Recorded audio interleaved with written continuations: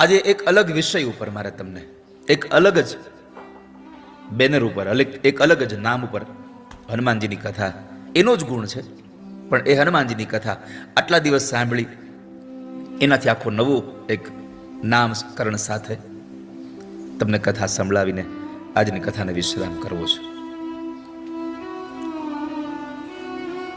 અત્યાર સુધી 4 દિવસમાં આપણે હનુમાનજીના શૌર્યની વાતો સાંભળી, એના જ્ઞાનની વાતો સાંભળી, એની બુદ્ધિમતાની વાતો સાંભળી, એના પરાક્રમની વાતો સાંભળી. અને હનુમાનજી પરાક્રમ જ કરે. એક જણાએ લખ્યું હનુમાનજીના કરતૂતો. શું લેખક થયા! પરાક્રમમાં અને કરતૂતમાં કઈ ફેર જ નહીં. હું ગુરુજી બે હસી હસીને મેં કીધું ગુરુજી આને શું લખવા, કરતૂત લેખા. બોલો એને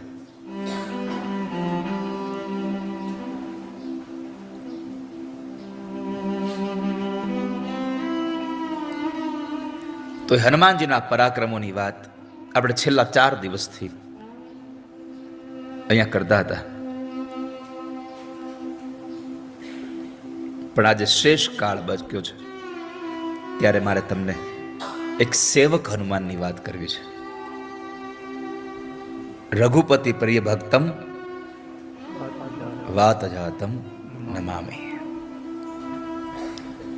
કદાચ તમે નહીં જોયું હોય, કારણ કે અહીંયા સમય આપણી પાસે બહુ ઓછો છે, પણ રાધે રાધે ઓફિશિયલ યુટ્યુબ ચેનલમાં તમે જો કથા અહીંની કથા જુઓ ને તો એનું બેનર જ છે રઘુપતિ પ્રિય ભક્ત હનુમાન. આવું એક થંબનેલ મૂકીને કથા આપી છે આપણે. તો જે ભગવાનને પ્રિય છે એવા સેવક હનુમાનની કથા. હવે હનુમાન સેવક છે. સેવક તો એવું હોય જેમાં સામર્થ્ય ન હોય.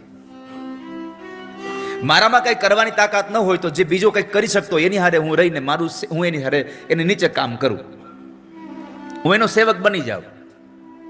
સ્વામી સમર્થ હોય, સેવક એટલો બધો સમર્થ ન હોય. પણ અહીંયા તો હનુમાનજી પોતે એટલા સમર્થ છે અને છતાં સેવકનો ગુણ.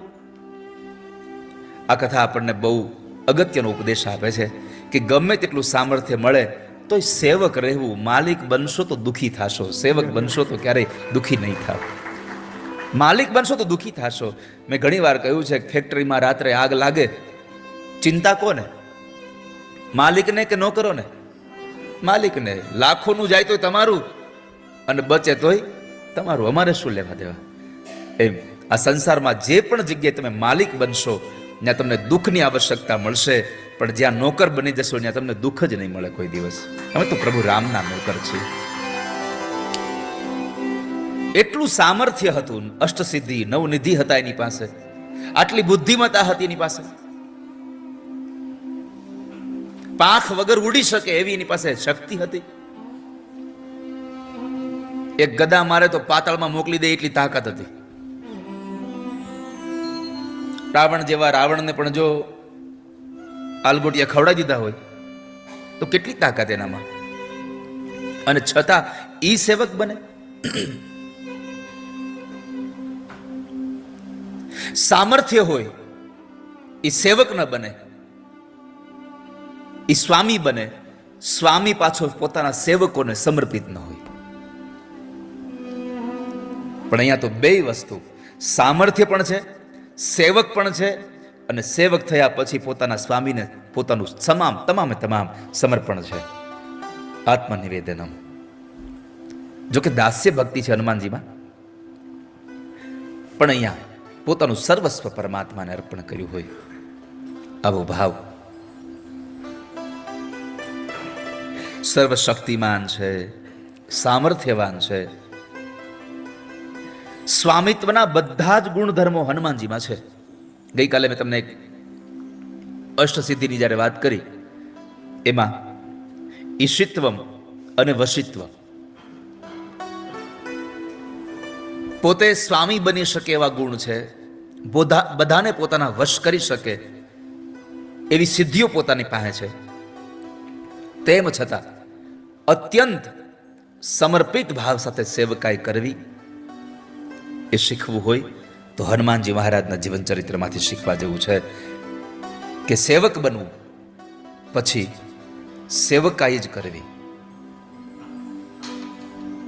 રામજીએ કહ્યું પરશુરામજી મહારાજને, બાપજી, આ ધનુષને તોડવા વાળો હશે કોઈ તમારો સેવક? પરશુરામજી બોલ્યા છે, સેવક હો જો કરે સેવકાઈ. સેવક હોય તો સેવકનું કામ કરે, એ આવો અપરાધ ન કરે.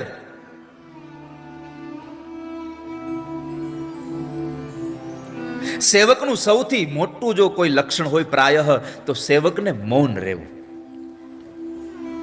શેઠના પગ દબાવતા દબાવતા એટલી વાતો કરવી કે પગ દુખતા બંધ થઈને માથું ચડે, એ સેવક નહીં. અમુક લપ લપ કર્યા જ કરે.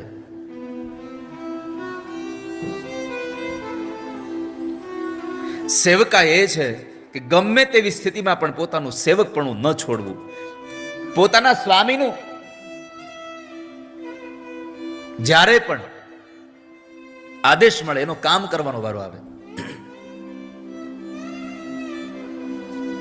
ત્યારે ગમે તેવી સ્થિતિ હોય પણ કામ હાથમાં લેવું. આપણને કોઈ એમ કહે બપોરે કે ભાઈ જાને આ કામ કરીએ ને, તો આપણે શું કહીએ? અરે અત્યારે બહુ ગરમી છે, એકાદ કલાક પછી જઈશ, થોડું ટાઢું થવા દે.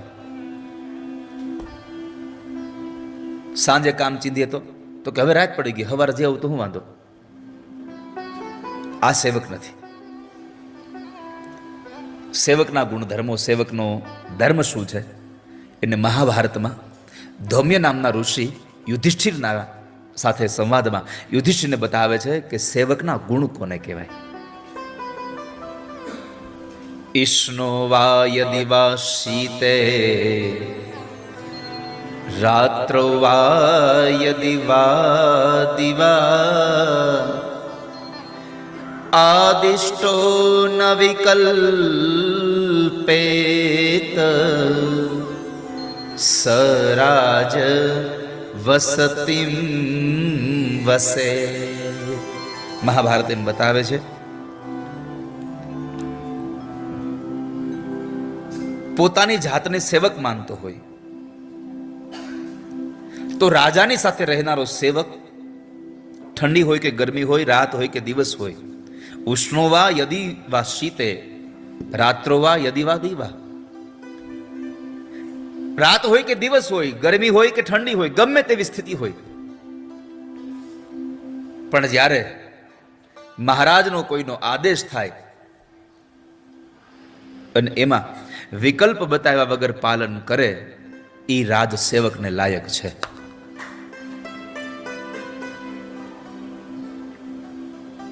હનુમાનજીને લક્ષ્મણજી મહારાજને જ્યારે મૂર્છા આવી અને કીધું કે કોઈ લંકામાંથી સુષેણ નામના વૈદ્યને બોલાવી આવો તો કદાચ ઈ દવા કરે. અને તમે જાણો છો કે સુષેણે આવવા ના પાડી કે હું તો રાવણના રાજનો વૈદ્ય છું એટલે મારાથી ન અવાય, તો પલંગ હોતું પાડ્યું. અને એ સુષેણે એમ કહ્યું કે તો કદાચ હનુમાનજી બચે. ત્યારે એમ નહોતું કીધું કે ભાઈ 2-4 જણા હારે હાલો તો જલ્દી થઈ જાય, પણ પોતે પ્રભુ રામની સેવાનો સ્વીકાર કરી અને આખા એ પર્વતને ઉઠાવી અને લઈ આવ્યા હતા. આવો જેનામાં ભાવ હોય એ સેવક આખી દુનિયાના માણસોના હૃદયમાં પોતાનું સ્થાન બનાવી શકે.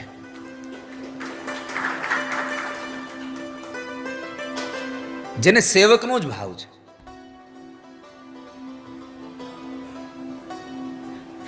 ઘણા તો ખાલી ફોટો પડાવવા હાટું સેવા. આ ભાવ સાથે સેવા કરજો વાલા વૈષ્ણવો. અને તમે રામચરિત માનસમાં જોયું કે કોઈએ હનુમાનજી મહારાજની નોંધ લીધી કે ન લીધી, પણ પ્રભુ રામે એની નોંધ લીધી છે કે આ હનુમાને મારી સેવા કરી છે. આપણી સેવાનું ફળ, આપણી સેવાની નોંધ આ સંસારનો માણસ લે, એના કરતાં એવા ભાવ સાથે સેવા કરવી કે આપણી સેવાની નોંધ સ્વયં ઠાકોરજી લેવા જોઈએ, ભગવાન પોતે લેવા જોઈએ. અને સેવામાં એટલી નિષ્ઠા રાખવી. કોઈ પણ કાર્ય કરો ને વાલા વૈષ્ણવો તો નિષ્ઠા સાથે કરવું. જે પણ કામ કરો છો એ સંપૂર્ણ નિષ્ઠા સાથે. મન વગરનું કામ કરો ને એમાં બહુ તમે કાંઈ આમ આનંદ મેળવી ન શકો. તમે કથામાં બેઠા હો ને મોઢું લટકાવીને બેઠા હો તો એ કથા તમને ન ઉગે ને અમને ન ઉગવા દે. પછી અમારું આમ મોઢું થાય ત્યારે આંખું બંધ કરી દેવી પડે. આમ મોઢું થાય આંખું બંધ કરવી પડે કે નહીં, નાનું લટકેલું મોઢું જોઈ જાય તો વળી પાછું આપણને વિચાર આવશે કે આળું આમ આમ કેમ થાય છે.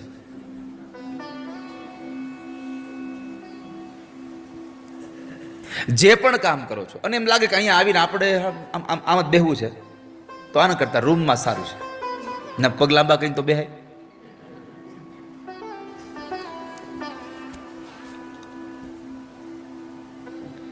તમારી સેવામાં તમને નિષ્ઠા હોવી જોઈએ. ખાલી સેવા જ નહીં, કોઈ પણ કાર્ય કરો એમાં નિષ્ઠા રાખજો. ચાહે વ્રત કરો, ઉપવાસ કરો, ભગવાનની પૂજા કરો, જે કાંઈ કરો એમાં નિષ્ઠા રાખજો, શ્રદ્ધા રાખજો.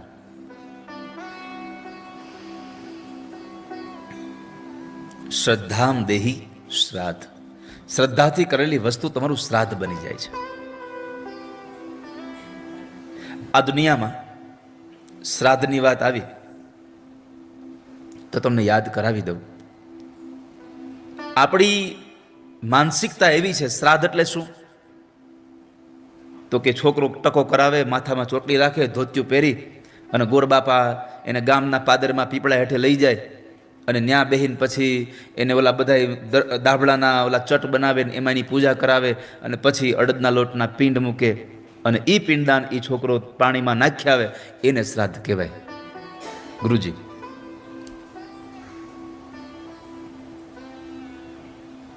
એ માછલા તાણી જાય એ પિંડથી તમને કઈ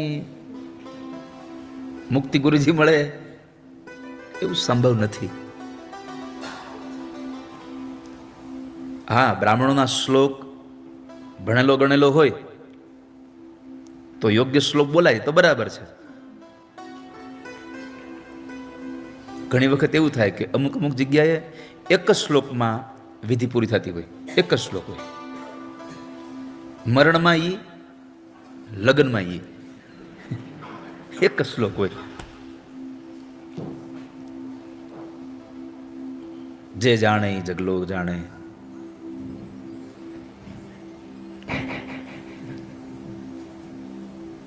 પાણીમાં પીન મૂકતો જા, આમ શું માછલા પીન ખાઈને આપણને.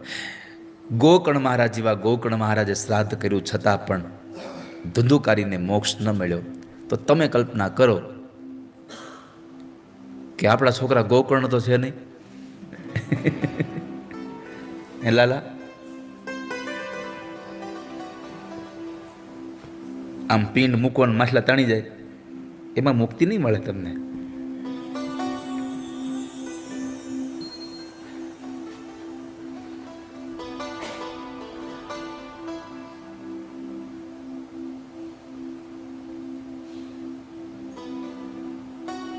તો જે પણ કરો એમાં નિષ્ઠા રાખવી.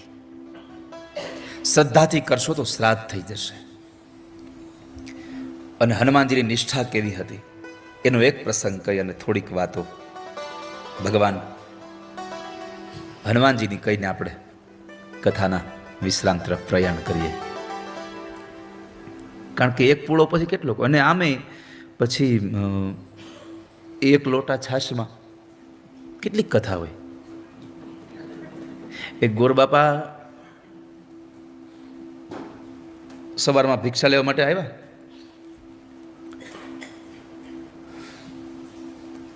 તો બેને થોડો લોટ આપ્યો અને એમાં ગોરબાપાએ જોયું કે અહીંયા ઠાકોરજીની કૃપાથી 2-4 ભેંસો અને ગાયો બધું છે. તો બેનને પૂછ્યું કે બેન છાશ છે તો લેતો જાઓ. બેને કીધું અરે અરે ગોરબાપા ઉભા રહો, છાશ છે, આજ જ બનાવી છે. બેને તાજી છાશ આટલી મોટી બરણી આપી અને ગોરબાપાને આપીને ગોરબાપા તો બરણી લઈને હાલતા થયા કે કાલા બરણી પાછો દઈ દઈશ. ભલે આમ હાલતા થયા ને ત્યાં બેને કીધું કે ગોરબાપા હાવ બધું આમનામ લઈ જાઓ છો, કંઈક થોડીક રામાયણ તો સંભળાવો. ગોરબાપાએ કીધું કે અયોધ્યામાં મારા દશરથ હતા, 4 દીકરા હતા, એમાં રામના લગ્ન સીતાજી હારે થયા. પછી કઈ વચન માગ્યા એટલે રામ, લક્ષ્મણ અને સીતાજી ત્રણેય જંગલમાં ગયા. ત્યાંથી સીતાજીનું હરણ થયું, રાવણ લઈ ગયો અને ભગવાન રામ હનુમાનજી જેવા બધા વાંદરાઓને હારે લઈને લંકામાં ગયા. ત્યાં જઈને રાવણને મારીને સીતાજીને પાછા લઈ આવ્યા. રામ રાજ્યની સ્થાપના થઈ. બોલો રામચંદ્ર ભગવાન કી જય. તો ઓલા બેન કે આટલી રામાયણ હોય, હાવ કંઈક થોડુંક તો કંઈક. તો કે 1 લોટા છાશમાં કેટલી પણ બને છે? તમારી પાસે દક્ષિણા લેવાનો તમારી ફરજ બને છે, મને દક્ષિણા દેવાનો. પણ એ દક્ષિણામાં આપ ઈચ્છો તો એવું કરજો કે આવતીકાલથી ઘરે જઈને રોજ દામોદર સ્તોત્રનો એક પાઠ કરજો. આપ સૌ નિત્ય દામોદર સ્તોત્ર ગાજો.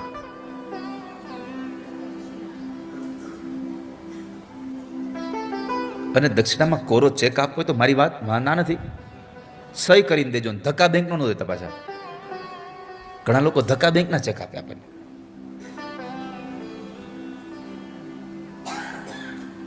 તો નિષ્ઠા કેવી હોય એની એક રામચરિતમાનસમાં ઉદાહરણ છે.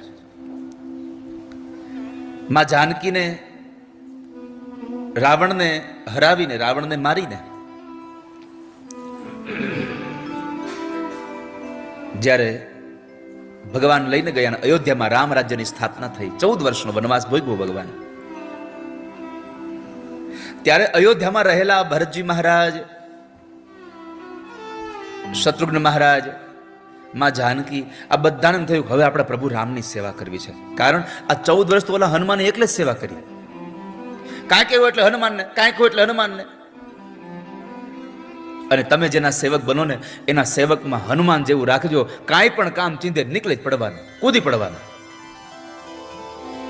ઘણા હોય આપ ઓલાને કયો ને એ મન નહીં, એ અમારાથી નહીં થાય. સેવક બનવું તો હનુમાન જેવું. રામજી કોઈ પણ કામ ચીંધે નીકળી પડે. કોઈને ચીંધે ની પેલા હનુમાનજી આવી જાય, મને લાવો હું દઉં. તો બધા લોકોએ નક્કી કર્યું કે 14 વર્ષ સુધી આપણા હાથમાં કાંઈ સેવા આવી નથી, માત્ર ને માત્ર પેલા હનુમાને સેવા કરી છે, આપણે બધાને સેવા કરવી છે. શું કરવું?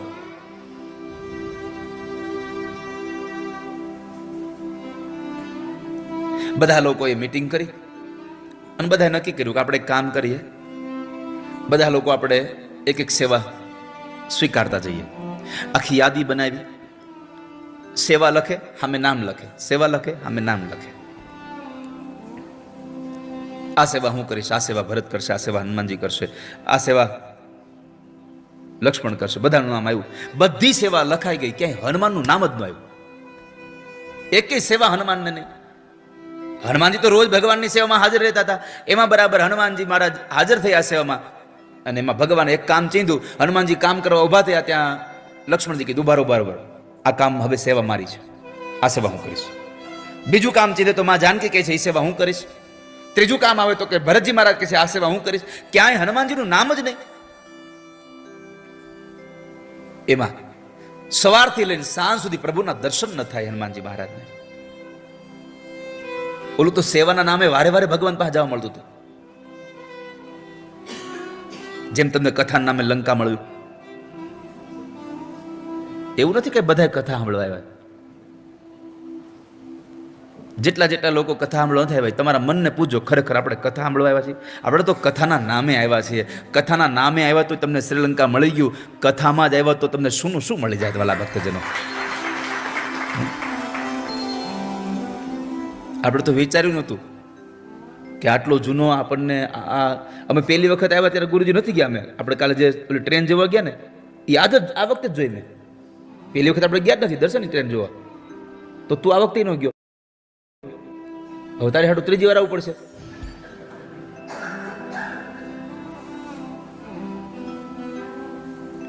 પણ કાલ જ રાજ આવ્યો તો મારી પાસે, દાદા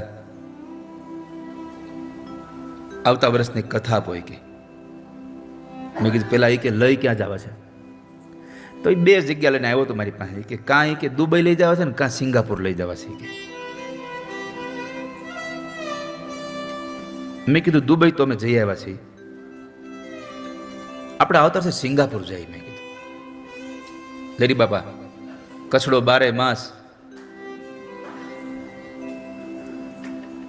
મેં કીધું આપણે સિંગાપુર. મેં કીધું એટલે મેં તો ખાલી એને કહ્યું કે તું જો તારે જે ભાર્ગવભાઈ સાથે વાત કરજે, કારણ કે ભાર્ગવને અને રાજન દાદાને એટલા માટે યાદ કરવા છે કે આ ટૂરમાં સૌથી મોટું બલિદાન ઈ બે આપ્યું.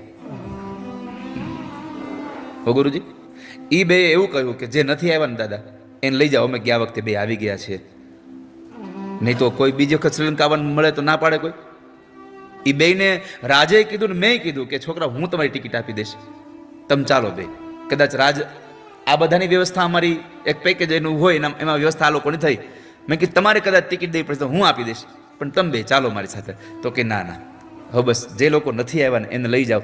રાજનની ટિકિટ થઈ ગઈ હતી, એને પોતાની ટિકિટ કેન્સલ કરાવી હેમલને મોકલ્યો. એને આખી આ પરિવારની ભાવના સાથે લોકો જીવે છે. પણ આ ભાવ ક્યારે ઉભો થાય? આ કથા સાંભળ્યા પછી અંદર ઉતરે તો. બાકી અહીંયા 4 કલાક ખાલી આમ કહીને વયા જાય તો એમ સુમિત ન થાય. કથામાં જે વગાડ્યું છે એ આપણને સમજાવવું જોઈએ. કથામાં જે આપણે ગાયું છે ગિરીશભાઈ, એ આપણને સમજાવવું જોઈએ. અને જ્યારે સમજાણું છે એટલે તમે બધા લોકોએ આ વ્યવસ્થા કરી છે વાલા ભક્તજનો.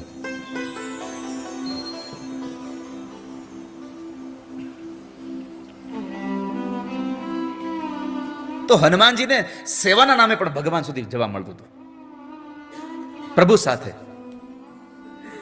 બેસવા મળતું હતું, પ્રભુ હારે વાત કરવા મળતી હતી. હવે સેવા વહી ગઈ બધી, તો માણસ એટલા દુઃખી થયા. જેમ લક્ષ્મણજી મહારાજ ભગવાન રામના પગ દબાવતા દબાવતા જનકપુરના એ વાડીમાં લક્ષ્મણજી રોતા હતા. અને રામજીએ પૂછ્યું કે લક્ષ્મણ કેમ રોવો છો, શું થયું?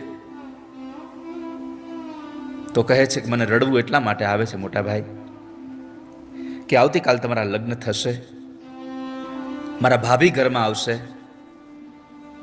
અને મારા ભાભી આવ્યા પછી જે પગની સેવા કરીને હું સુવા માટે જાઉં છું એ પગની સેવા મારા હાથમાંથી જૂટવાઈ જશે ને એટલે મને ગમતું નથી, એટલે મને રડવું આવે છે. આ સેવા છે કે મારા ભાઈના પગની સેવા મારા હાથમાંથી વહી જશે એટલે માણસ નાનો ભાઈ રડે છે. આ ત્રેતા યુગના ભાઈઓનો પ્રેમ હતો. અત્યારે સગો ભાઈ સગા ભાઈને એક જમીન માટે, એક ફૂટ જગ્યા માટે મારી નાખતા અચકાતો નથી, અને એક ભાઈ પોતાના ભાઈના પગ દબાવવાનું મળતું નથી એટલે રડે છે. ભાઈઓનો પ્રેમ આ રામચરિત માનસ બતાવે છે, આ કથાઓ આજ બતાવે છે. કથાઓથી આપણને આજ શીખવા મળે છે. કથા હોય તો આપણા દુર્ગુણો છૂટી જાય. હમણાં પહલગામમાં જ્યારે હુમલો થયો એના ઉપર એક નાની નોંધ. એક પતિ પત્ની બરાબર જતા હતા ને એક આતંકવાદી આવીને પૂછ્યું, સત્ય ઘટના નથી પણ આ તો ખાલી તમને એક કોટ આપું છું. પૂછ્યું એના ઘરવાળાને, બેવ જણાને, તમે કેવા છો, હિન્દુ છો કે મુસ્લિમ? હતા હિન્દુ બે.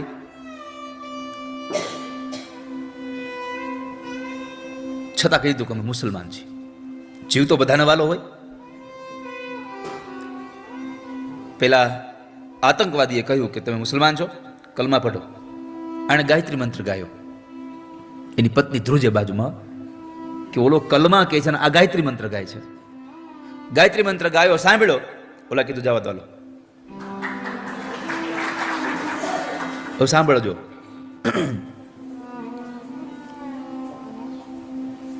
ગાયત્રી મંત્ર ગાયો ને કીધું જવા દો એટલે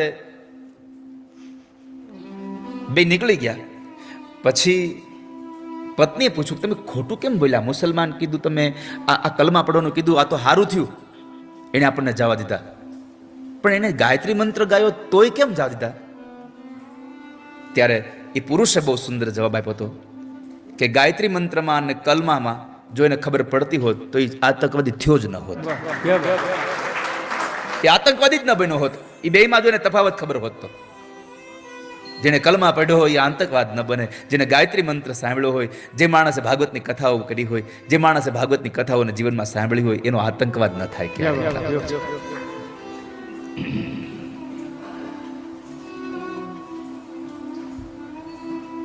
તો સેવા માટે રડે છે કે મને મારા મોટા ભાઈની સેવા નહીં મળે. હનુમાનજી મહારાજ બાર ઉભા રાત્રે રોજ રડે છે.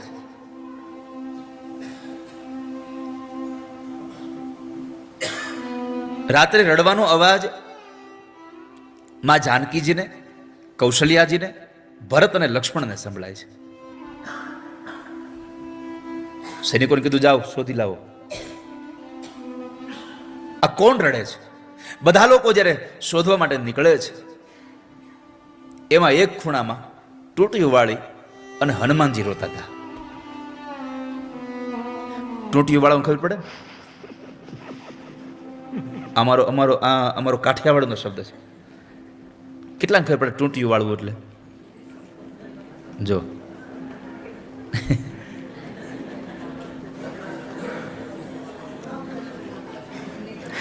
ગોઠણ નાકે અડાડીને હુઈ જવું ને ટોટીઓ વાળી કહેવાય.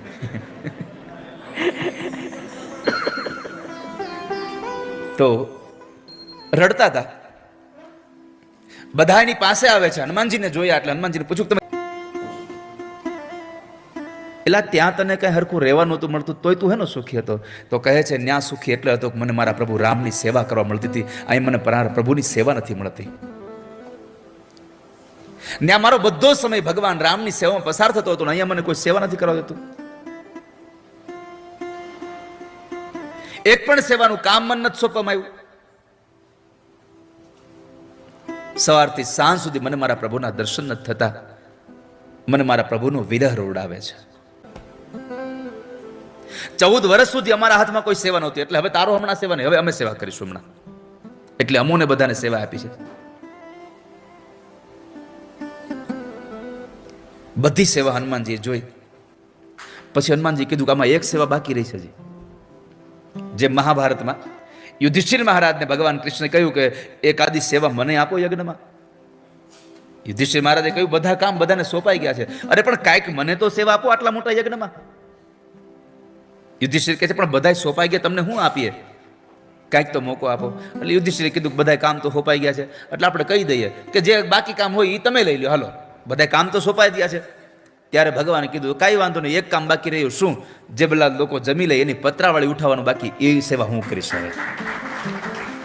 તો અહીંયા હનુમાનજી મહારાજે કીધું કે એક સેવા બાકી છે. કઈ સેવા? તો કહે છે મને ખબર છે કે જ્યારે પ્રભુ રામને ઊંઘ આવે ત્યારે એને બગાસું આવે છે, અને એ બગાસું આવે ને ત્યારે પ્રભુ ચપટી વગાડે છે. આમ એ ચપટી વગાડીને સેવા હું મને આપી દો. એ ચપટી હું વગાડીશ. કીધું કાંઈ વાંધો નહીં, એ સેવા તારી. લક્ષ્મણજી અને માં જાનકી ભગવાનની સેવા કરે પગની. રાત્રે સુવા ગયા પ્રભુ એટલે થોડી વાર થઈ, સેવા પૂરી થઈ એટલે લક્ષ્મણજી કીધું કે હનુમાન હવે હાલો બહાર. અરે હવે બહાર કેમ જાઉં? પ્રભુને કઈ બગાસવા મને કેમ ખબર પડી ગઈ? અરે પણ આ ગ્રહસ્થાશ્રમ જીવન છે, આપણે અહીંયા ન રહેવાય, હવે નીકળી જવું પડે. લક્ષ્મણજી મહારાજે કહ્યું કે આપણે નીકળી જઈએ. હનુમાનજી કીધું કે મને ખબર કેમ પડશે પ્રભુને બગાસું ક્યારે આવ્યું, મારે ક્યારે ચપટી વગાડવી? અને સેવા સ્વીકારાઈ ગઈ છે એટલે હવે એમાં પાછું વળાય નહીં. ગઈકાલે મેં તમને બુદ્ધિના 2 લક્ષણ કીધા હતા કે એક મીમાંસા કરીને જે કાર્યને જાણી લીધું છે અને એમાં સંદિગ્ધ એટલે કે શંકા ઉદ્ભવ થાય એ કાર્યને છોડી દે, એ પ્રથમ બુદ્ધિ છે. અને એકવાર કાર્યને પકડ્યા પછી કાર્ય પૂરું ન થાય ત્યાં સુધી છોડે નહીં, એ બીજી બુદ્ધિનું લક્ષણ છે, બુદ્ધિનું બીજું લક્ષણ છે. તો અહીંયા હનુમાનજી મહારાજે સેવા સ્વીકાર લીધી છે. આ હનુમાનજીની જે સેવા છે તો મારે પાછું કેમ પડવું આમાં? હનુમાનજી ત્યાંથી નીકળી અને વૃક્ષ ઉપર બેસ્યા છે. રામ રામ કરતા કરતા ભગવાનના નામનો જપ કરે છે. અને જેણે જેણે પરમાત્માના નામનો જપ કર્યો છે ને એનું મંગળ થયા વગર રહ્યું નથી આ સંસારમાં. ચાહે તમે અત્યારે ભજો, ચાહે તમે ગમે ત્યારે ભજો. આજ સવારમાં જ એક પ્રસંગ સરસ ગુરુજી આપણે સાંભળ્યો. રામનું નામ લે, આખી જિંદગી નામ ન લીધું પણ અંત સમયે ભગવાનનું નામ લે તો ઈ તરી જાય. તો ઘણા બધા તર્ક વિતર્ક વાળા લોકો આવે મારી પાસે કે આખી જિંદગી કાંઈ ભગવાન નામ ન લીધું છેલ્લે તરી જાય. તરી જાય કેમ? તો કે છોકરો આખું વર્ષ કાંઈ ભણવામાં ધ્યાન ન દે પણ પરીક્ષા દેવા બેસે અને એ પરીક્ષામાં બાજુવાળામાંથી ચોરી કરીને લખી લે, કોપી મારી દે, તો એ પાસ થાય કે ન થાય? થઈ જાય ને. હે એમ તમે આખી જિંદગી કાંઈ ન કર્યું પણ છેલ્લે કોઈક રામ નામ લેતો હોય ને તમે લઈ લ્યો, તમે પાસ થઈ જશો વાલા ભક્તજનો. નામ લિયા ઉન સબ લિયા સભી શાસ્ત્ર કા ભેદ, બિના નામ નરકે ગયા પઢ પઢ ચારો વેદ. જેને નામ લીધું છે એનો ઉદ્ધાર થયો છે.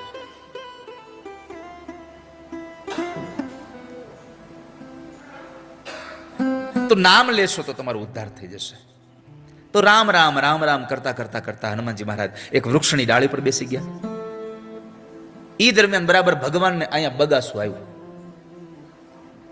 બગાસું આવ્યું, ભગવાનને મોઢું ખોલ્યું પણ મોઢું બંધ જ ન થાય. માં જાનકીજી જોવે છે શું થયું, મોઢું બંધ જ ન થાય. એ મોઢું બંધ નહોતું થતું એટલે જાનકીજી ગભરાઈ ગયા. એટલે એને લક્ષ્મણજીને બોલાવ્યા. લક્ષ્મણજી ભરતજીને બધા આખો પરિવાર ભેગો થઈ ગયો. પણ રામજી મોઢું આમ ખુલ્લું, કઈ બોલે નહીં. કારણ કે મોઢું ખુલ્લું રાખીને બોલવું કેમ? બોલી શકે નહીં ભગવાન કઈ. વૈદ્યને બોલાવ્યા. વૈદ્યને કઈ મળ્યું નહીં આમાં. હનુમાનજી રામજી ઈશારો કર્યો, ઓલો બહાર બેઠો એને બોલાવો. હનુમાનના એ બોલાવો. હનુમાનજીને બોલાવ્યા. હનુમાનજી આવ્યા ને એટલે ભગવાન સીધો જ એનો હાથ પકડી લીધો. કેમ? એ ઝાડવા પર બેઠા બેઠા નથી ચપટી જ વગાડ્યા કરતા હતા. ચપટી બંધ નહોતા કરતા, કારણ કે મને ખબર નથી ક્યારે બગાસું આવે, એટલે જઈ આવે તે હું તો ચપટી વગાડ્યા જ કરું એટલે આપણી સેવા થઈ જાય ને. ભગવાને પોતે પોતાના હાથથી હનુમાનજીનો હાથ પકડી અને એના હાથને એની ચપટીને બંધ કરી પછી ભગવાનનું મોઢું બંધ થયું. ભલા ભક્તજનો, તમે ભગવાનનું નામ લેશો ને તમે તમારી સેવામાં નિષ્ઠા રાખશો ને તો પરમાત્માને કેવું નહીં પડે, ઠાકોરજી તમે મને આલિંગન આપો, ઠાકોરજી બોલાવીને તમને આલિંગન આપી દેશે. વાલા વૈષ્ણવ, તમારી નિષ્ઠા હશે તો. નિષ્ઠાથી આ બધું થઈ રહ્યું છે. તમને કશું વસ્તુ જ્યારે વધારે જોતી હોય ને ત્યારે ક્યારેય માગવું નહીં, ક્યારેય તમારે માગવું નહીં. પણ તમે જે કામ કરો છો ને એમાં તમારી નિષ્ઠા એટલી બધી રાખો કે તમારે માગ્યા પહેલા તમારો માલિક તમને આપી દેવાલા વસ્તુ.